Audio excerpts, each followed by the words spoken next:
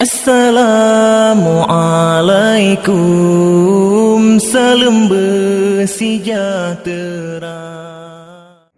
Hukum Allah cipedang dilek beta pegeser hukum agama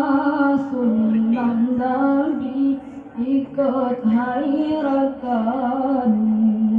lagi anjuran menan kerja.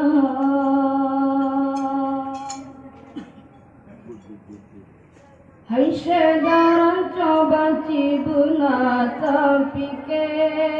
beba pebede ta cota tungku sakar me ta kurang pekatan ta ulangi handimu matle ba hukum agama sabda nabi kadi abaikan dicanturan ba Amerika ba Yahudi di pedoman musuh Tuhan jitung ke mitra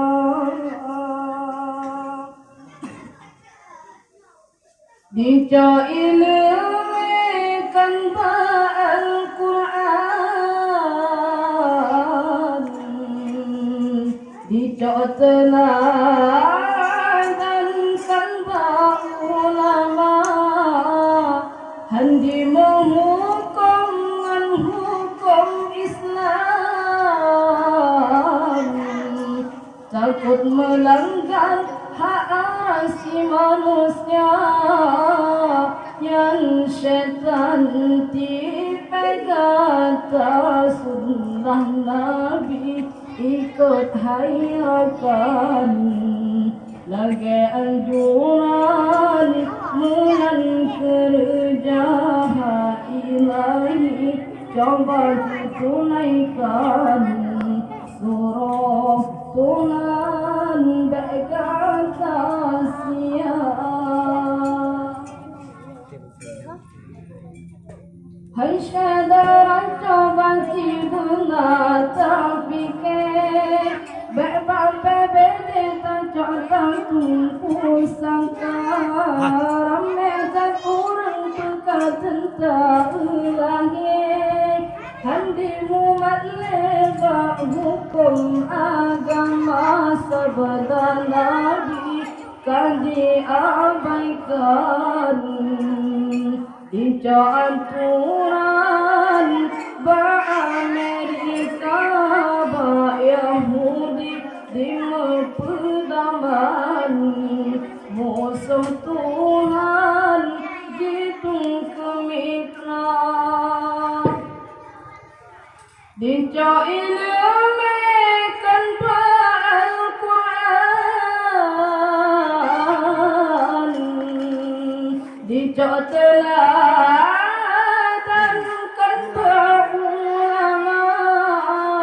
handi menghukum hukum Islam takut melanggar hak asasi manusia yang syaitan dipegata